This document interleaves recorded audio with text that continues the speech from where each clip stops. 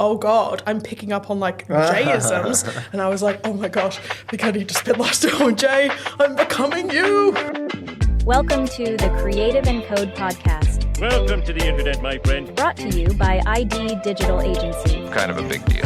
Dive into the dynamic world of digital marketing, creative design, and coding with top experts, latest trends, and actionable insights. Let's get inspired and innovate together. It's showtime.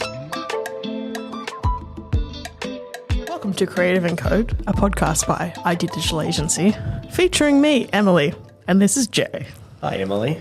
Hello, we only Jay. saw each other all day, every day since the last 2 years. Yeah. That's a good thing, isn't it? Let's move past that. Look, we won't... What are you insinuating? Nothing. Maybe we see too much of each other. No. No? We used to sit next to each other. You know why? Because earlier, right, I was talking take to these off. one of our clients, and I referred to him as, his name is Kit. I referred to him as Mr. Kit. And then he said, Jay calls me Mr. Kit. Do I was I? like, oh God, I'm picking up on like Jay-isms. And I was like, oh my gosh, I think I need to spend last time on Jay. I'm becoming you. Because when you first started, we were sitting together. Yeah. And then now I'm sitting, three or so Several people desks away. away from you, so... Which is a good thing. Well, No. you're still influencing me, clearly. Which I don't, yeah. Is that a good thing? Anyway. But I think, I think it's a good thing. We're influencing It works both influencing ways. each other. Yeah, exactly. And like you probably get things off Antoine. You're doing some kind of crossword puzzle or something in the Yeah, morning. we're obsessed with puzzles. It's not crosswords. It's the New York Times Wordle connections strands, and then also the Worldle, which is country identification. And then LinkedIn just added pinpoint and cross climb.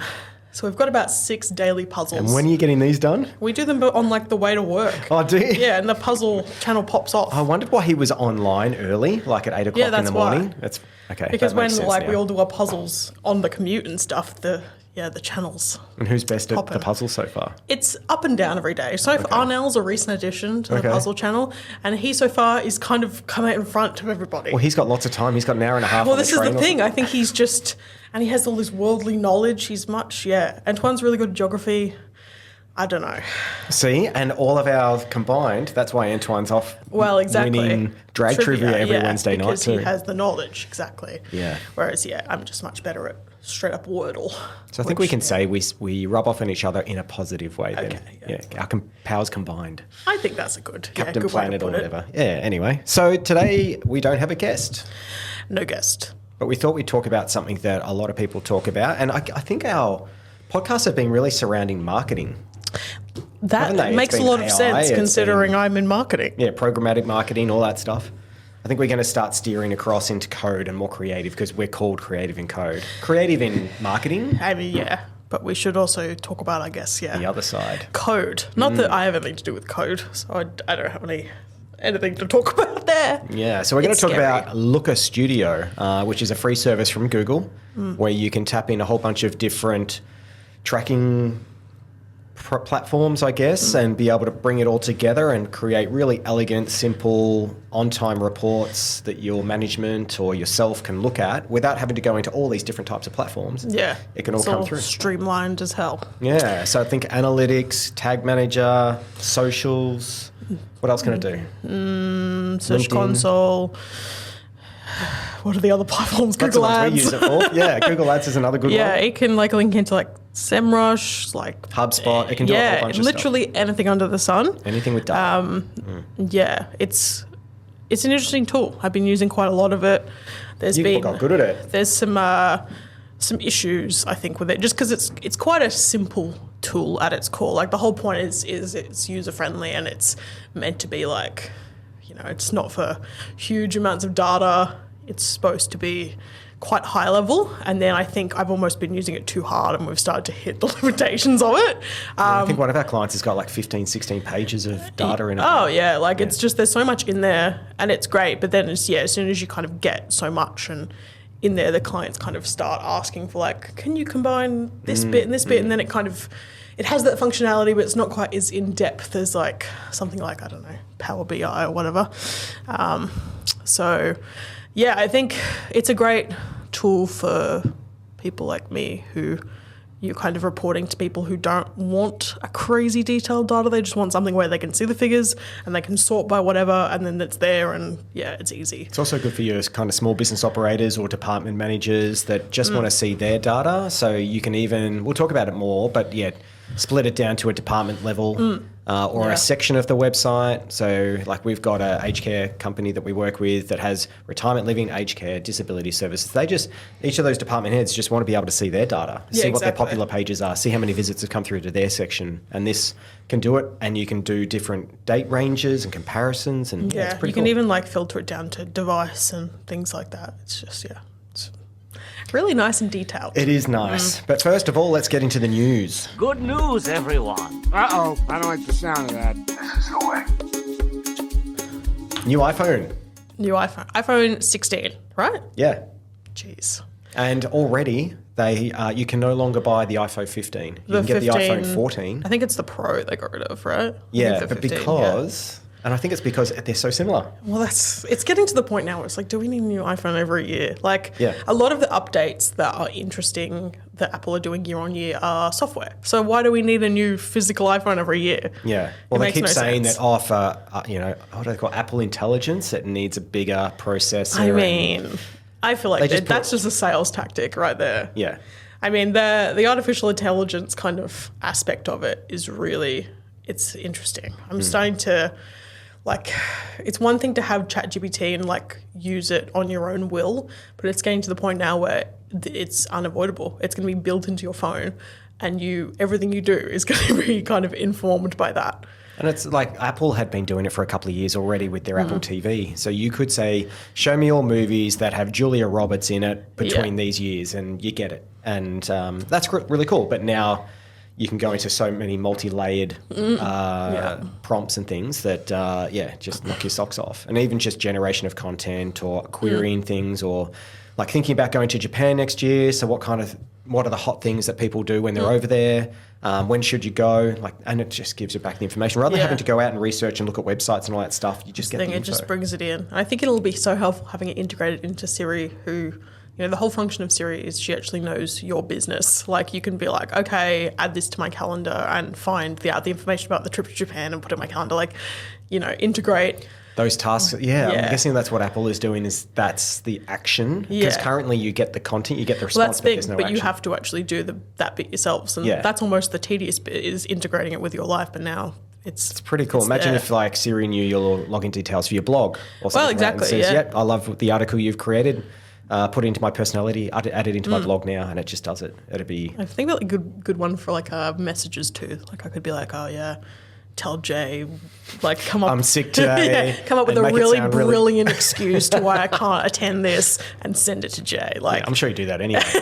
It's just now you but don't now have to I don't have send to it. even think about it. I just get Siri to do it. Yeah, you just say, hey Siri, or whatever. The phone's on, you're like lying there in a coma. I still would trust it though. It would probably say to you like, whoa, there's been a nuclear incident at my house. Yeah, like, Emily's trying to fake her sickness, and here's her best response. No, we know you don't do that. But no, that's looking good. The iPhone, I have the iPhone 15 Pro Max, so I don't think I'm upgrading. The only difference is, because you do get Apple Intelligence when it comes out here in December, I think. It's just the other software. Yeah.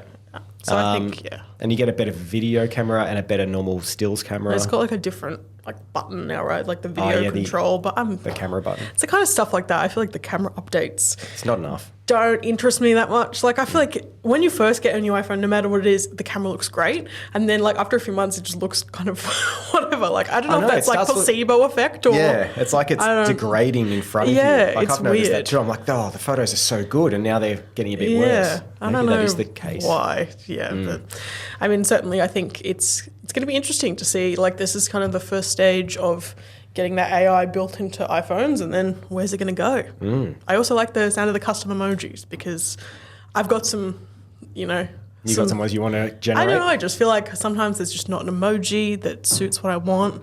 What's the emoji you use the most? Probably like the cowboy hat. The cowboy hat? Yeah, and then like the salute. Oh, yes, you do that I a do lot. like the salute, and I use the skull emoji a lot. You like the new nodding one? That one's good. Just like the sobbing one. I love an emoji. What do you use the most? I always use the muscle one. You do like the muscle emoji. Yeah, so like in the morning when we do our stand-up on Slack, everyone writes in what they've done, Yeah. and I'm like, It is like a good indication. Like you don't even need to go in and see who's reacted to it because you see a muscle and you know it's Jay. Yeah, it's pretty yeah, straightforward. you don't have to put your mouse over it and see all the people that said No, the you same need to. thing. We have custom emojis on Slack. We've got a few like Pokemons on there. Oh yeah, You Ali need with to- devil horns. We've got Angel Ali and Devil Ali. I like those ones. Yeah, we've got like a little custom Diego like from Dora the Explorer. We've got a Yes, he little does use Diego. that a lot. He uses a dragon of some sort. Yeah, we have Dragonite. That's the Pokemon. We also have I can't remember what it's called, but in French it's Salamesh, which is why we have it because it's How do you really have time funny. for all this, Emily? It's amazing. We talk to each other in the office. I don't know what to tell you. That's good. Yeah, No. collaboration, one may say. Yeah. Good. What else we got? August Google Search Core update. Tell me about it.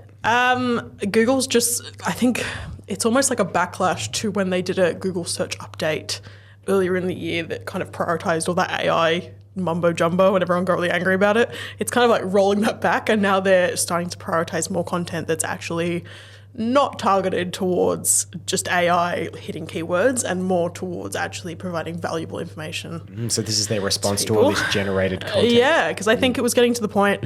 I mean, I feel like this isn't a decision they would have made if they were still, succeeding. It's almost like they're threatened by ChatGPT and they're like, oh God, we've got to like actually like make some things better, which I feel like hasn't happened for a long time with Google search. So I think too, Yeah. they've got ChatGPT as a competitor, but they've also now got things like TikTok that are taking people Oh, away yeah. from searching. They're Yeah. being entertained. And you've got all Exactly. your stay-at-home period back in 2001 where Mm-hmm.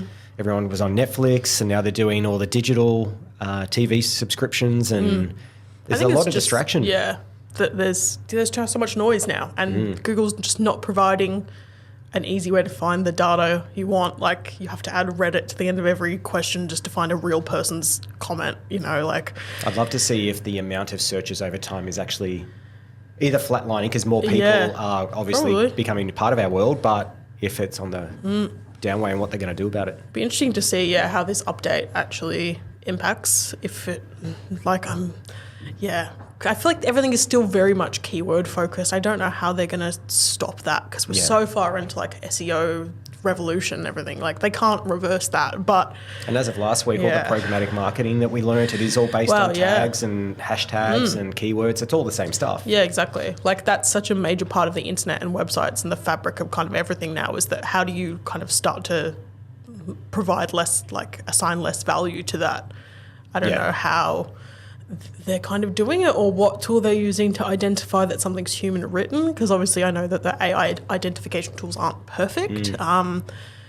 It's a weird one. I'm interested Yeah, to we're see in where this it goes. lull where two massive forces are trying to, well, you're going through one, and the other one, it's like, we're not sure what's going to happen, but we'll be there for the ride. Yeah, exactly. I guess we'll have to Nice. see. Potential incoming laws on social media for kids. I've been listening to that Yeah. too. Here in Australia, that Under- is. I don't know. yeah, They've been yeah. trying to do it overseas too. Yeah, I think it's It's hard to police. an interesting one. Yeah, I'm curious to see how that'll impact. Obviously, with marketing, we can't target children anyway, anything under 14. But just in terms of like engagement on Instagram Reels and things like that, I feel like such a huge amount of that is just random children. Yeah. And you don't really even know like how is that going to impact the figures of use across I've social heard media. the way that they're hoping that it'll work is it'll be based on your camera, your front-facing camera. I don't like that. To have the sensors to be able to determine someone's age if they haven't provided their passport details or whatever to confirm. They'll be able to see based on their facial setup, whatever that is, if they're younger than 16. I feel like that raises so many more moral issues than like even having like children having access to the internet unfiltered, terrible. But scanning every child's face and putting it in some database and requiring passport information from every single person on earth in order to use social media, there's no way Pretty that's fetched, going to isn't end it? well. It's like, how far do you go before you're really impacting on your own privacy? Oh yeah, exactly. And And the like we privacy know of the they're kids. not moral companies. Like God knows who they're selling that data to. Like it's scary. Yeah. I mean, I'm a little bit concerned already. Meta, they like locked me out of an ad account for a client, and then to verify my identity, they asked for same thing, my driver's license. So they've got a copy of my driver's license. which I'm sure that's Do they great. need to really have that? Yeah. There's got to be better ways to authenticate. Exactly. Yeah. And they say, oh, we delete it in 30 days. It's like, okay, I don't have any proof that you're doing that. Exactly. You know, And they probably don't. Yeah, exactly. So not great. So yeah, lots of things going on. Snow season early ending. Yeah. So we one of our major clients is Mount Buller, and they had to end about a month, 5 weeks Yeah. earlier than normal because I read that it was their earliest season close since 1982. that's when I was born. That's a long time. God, there we go. That's crazy. Yeah, and I think I had a look at why they closed. It was just the amount of wind that's been around Victoria recently. You can imagine as the snow's falling, it's just the wind grabs it, throws it where it shouldn't be going. Yeah. And it's very hard for those snow makers, their big snow engines or whatever that make snow and put it on the ground because they're positioned directly on the best trail that they have, and it's just been, winded away. It's crazy. So yeah, they've shut up, and then since that as well, there's been a couple of alpine resorts that have shut down permanently as well. Yeah. The smaller ones, but all of them have closed for the winter already. It's quite scary. It's weird here in Australia to be closed in September. Normally it's around It's end been of October. very warm last few weeks, so it makes perfect sense. Hopefully it's just, again, one of those things that happens once every year. I know last year was better, and hopefully it's on the rebound for them. Yeah. Guess we'll see. But I'm curious how that actually impacts from your side in terms of the website. Obviously, the winter site is kind of much more fleshed out a little bit than the summer site for Mount Buller, just because the winter site has all the snow reports and things like that was such a major aspect of the website. Like, how do you consider now that winter website has only been the focus for like a short amount of time, and now we're back to summer, and the summer's getting a lot more focus simply because they need to have things happening on on the mountain during the summer, and they have great things. They've got bike riding, they've got rock climbing, they've got trampolining, they've got amazing walk trails with huge scenic views, and so it's just educating people that those things are there. And with our new update that'll be hopefully ready around January, February next year, good time just to go from summer as a transition into winter is that you'll be able to see all these activities, book them directly on the website, and share them with friends and a whole range of different stuff. But yeah, more people need to be aware of what is possible on the mountain, and it's a great destination if you've got a week or so. Most people have got about a week or so during the Christmas period where you can get up and do some exercise, stay fit. Really good restaurants and dining nearby near Mansfield, for instance, and yeah, they really just need to educate, and that's what a lot of what we're doing is about. Yeah. The catch-22 there, I guess, is that because the snow season was so short, they kind of are probably lower on profits than they would expect, but then they have to push more money into marketing the summer so they can keep the money flowing. It's like what we talked about last week is, when things do start to look a bit pear-shaped, you obviously need a contingency ready to go, a rainy day fund or rainy snowy fund or whatever. But Snowy day fund. Dad joke, but it's important that when things get tough, you've got a bit of backup. Well, I'm curious if Mount Buller even do they see this coming? Do they have kind of forecasting? Well, they've been doing it now for 100 years this year. Yeah. So do they know like a few years in advance what the kind of snow is looking like? Oh, sure. Like, I don't know. I'm just thinking, have they planned to go, oh God, we're going to have a couple of really terrible snow seasons in a row. We need to I think the best person for that is their expert weather person, Jane Bunn. Jane Bunn, oh my God. Who is ex-Trailgun, isn't she? She was on Win News. Which back was, in the day. my little classic local weather. But anyway, she predicted as well during even the launch of this year that it was going to be a very tough year. Yeah. And it was. It was a really tough year. So I think they'll be looking at Jane Bunn to provide those updates. And hopefully she's got a good outlook for next year. Fingers crossed. Yeah, totally. All right, let's get into Lucas Studio.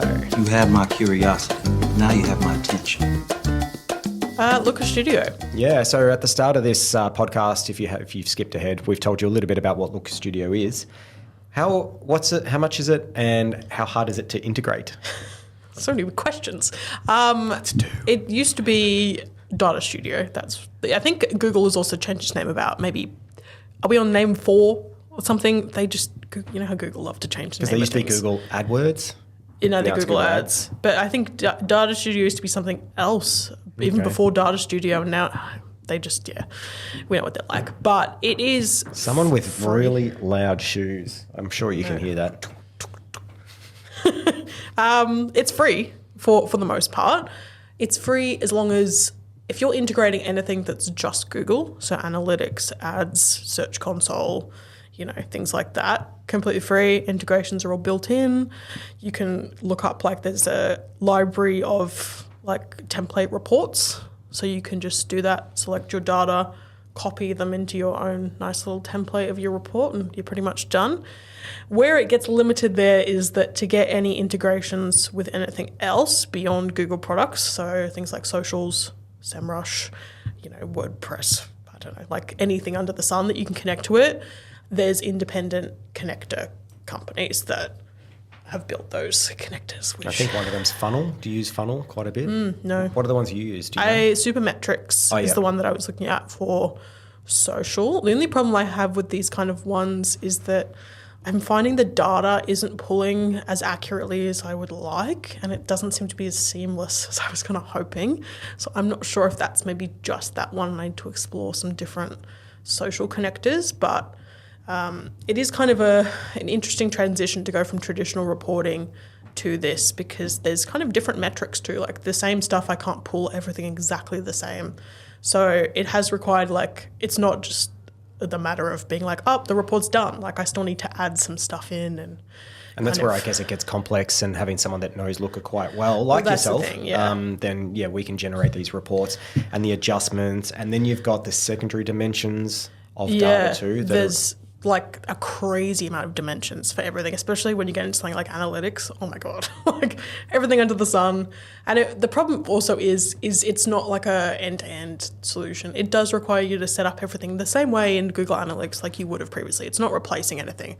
It's only just replacing you having to manually make graphs based on your data. Yeah, the views of the data that you want. Yeah. It's making it for you, and it's all generated and it's updated live. And that's the massive thing too, is it's live. So most of the time in the past, you may have been working with a marketing agency or a digital agency like us, and they'll give you monthly reports. They're static. They'll have spreadsheets and things. Takes them maybe a day or so to generate. Who knows as well, the copy and pasting, the human error involved in that as well. Whereas this, you give your client access through a share link. They can go into it. They can view it. The charts are up to date. They can change the date range. Yeah, exactly. So it becomes really handy, super handy that you don't have to do anything. Then once it's set up, unless they want adjustments, they can choose the reports, print them, or just share them with whoever they want to as well. Exactly. It's an easier process, and I think especially for clients that maybe it can be hard to get them to read a long PDF sometimes, to be here's all of the data and I've made it look or whatever and I've put all this effort into it. At least with this, if they're not reading the data, I haven't spent a day making it. So it kind of is a little bit time-saving on my end, especially you got a good point there too, that you do send out these reports as PDFs, or you may have done that traditionally. Who knows if they're opening them, what they're looking at, does it make sense to them? Are they using that information to make better decisions in their business? I find a lot of the time they aren't, just because it's almost like an afterthought, I guess. They just want to see the ongoing results and updates, and then the data maybe, depending on the marketing team, isn't as essential. But at least with this, I can see their activity in the sheet and they can make comments, and I'm actually writing things in there and requesting a comment, and if they're not commenting on it, I know. So I think it's a better tool for collaboration on results and data versus just, the monthly PDF or whatever I would provide previously. I also think it's good to have all the data in one place, because a lot of the time I'll be going through a social results PDF, and then all of a sudden they're like, well, what's going on with the website? And I'm like, well, I need to open analytics and do this. Whereas now it's all there. I can just switch pages. It's all nicely aligned. It's branded too. We've got our logo up the top of it. Well, I think that's also, it does have its limitations in terms of design. I think because obviously I've been designing custom reports for us for a while, it's kind of annoying to go into Looker Studio and be like, oh my God, I can't move things the way I want to, and I can't do bullet points in there. They haven't got that function. Yeah, so, strange. let me just... God, the puzzles channel. Let me just go and do not disturb. Sorry. It's because everyone's on lunch. They're puzzling. Don't mind me. So I think it's quite simple for the time being. I'm hoping that it will continue to develop in the future, because having it be Google branded makes it a lot easier. because there's a lot of external reporting tools, things like, Power BI and other things in that space that are much more functional in terms of massive amounts of data, and you can feed it all in. But it's not as user-friendly, for clients that aren't, too data savvy. I don't want them to have to go into somewhere like that and they're even more confused. But I think as well, like from the client point of view too, you have a look at their reaction to what we can do in there, and they're like, oh, it's so good that we can do this ourselves. We don't have to wait for the reports to come that's through. The thing. I think that's the advantage with having a Google product is they understand and they know the interface, and it makes a lot of sense. Whereas, producing something in a whole new thing they have to learn, a lot of them just discount it right away. So that's one good thing about, I guess Google having these capabilities is it's familiar. Yeah. And I think, depending if you've got an online store or you've just got a marketing brochure kind of site, or you've got a portal of some sort, like internet banking, we were just about to do some data analytics in Looker Studio on that too, without, obviously, with privacy concerns, that we don't do any kind of personal information sharing. It can help really understand how people are going through your website. What are your most popular products? What are they looking at but not purchasing? So if they're spending a lot of time looking but they decide against it, they abandon it. Even the process of going through an abandoned cart, from when you go to add to cart, check out, provide your details, provide your payment information, how much is the drop-off rate at each of those stages is so important. And what's really cool is you can then compare that to maybe last year, and you can see if your abandoned processes have improved or became stale. Exactly. So I think it's that storytelling that really is quite unique to it. Because if you were just looking at all that data and analytics, and it's there and you can see it, but you don't have the ability to tell a story with that. Whereas when you're in Looker Studio, you can split that into all different pages and add your text and add all sorts of things in. Huge. That's a massive point, I reckon, because a lot of people have analytics and they have Google Search Console, they've got ads and all that stuff running, but can they really see between what's all that actually data? happening? Yeah, they can see the numbers, but do they understand what the numbers are actually telling them? It's like we had a meeting with a modular company this week, and you went through in detail all the data, and you could just see wow, I didn't know we had that information. And the way in which you can split it down, if you're marketing in 5 different channels, be it social, display, network, search, whatever it might be, you can now see the pathways that are different for those, and the drop-off rates and the bounce rates. And it's incredibly detailed. Yeah, it's amazing. Yeah, it's crazy. So I think, if you want to look at, just Google search Looker Studio, install it, it's free. If you've already got analytics, you can connect it really easily if you're logged in with the same email address. And you don't even have to build your own reports. You can just look up the Google templates, connect your data, and use that. Yeah. That's as simple as you can have it if you want to be, or you can customize, or... Yeah, exactly. Yeah, it's and if you need help, the guys at ID Digital will help you out if you need to explore that further. So thanks Emily for all that detail. That's I think we went through there's collaboration features, the storytelling, the automation processes. There's lots to do in Looker Studio, and it's free. So it's free. Go for it. Just touching base on a couple of other things. We had our 23rd birthday as a business, which is pretty amazing. I put a whole bunch of old photos. Did you have a chance to look through them? Yes, I did have a bit of a gander. Yeah. It was interesting. You saw the old office space? Yeah, I liked the doormat that was slide to unlock. Yeah. That's the most 2010 thing I've seen in my life. No jokes. That's so funny. But no, things have changed heaps. We used to have our logo as a doormat too. That's sick. That we put in the middle of our office. Yeah. Yeah, and guess what? A dog came in and peed on it. Did you hear about that? No, I didn't know that. Well, there we go. Yeah, and it left a big mark. No, they didn't clean it, so we had to get rid of it. Clearly, the dog was trying to tell you something, I think. Oh, thanks, Emily. Rightio, I guess we'll leave it there. Thanks for listening. If you have any comments, questions, or if you want to learn about Looker Studio more, look up iddigital.com.au, or you can send us an email. The email address is in the show notes. Anything else, Emily? I think that's it. That's it. All right. Thanks very much. See you on the next one. Bye. Thanks for tuning in to the Creative and Code podcast. That's all, folks. We hope you enjoyed this episode and found it as inspiring and entertaining as we did. Remember, there are plenty more episodes to explore, so make sure you keep listening for more creative insights and coding tips. A big shout out to our amazing sponsors and the team at ID Digital Agency for making this podcast possible. Got a story to share or want to be a guest on our show? We'd love to hear from you. Send us a 2-minute or less audio clip to creativeandcode@iddigital.com.au. Suggestions, ideas, or just want to say hi, we're all ears. Thanks again for listening. Until next time, stay creative and keep coding.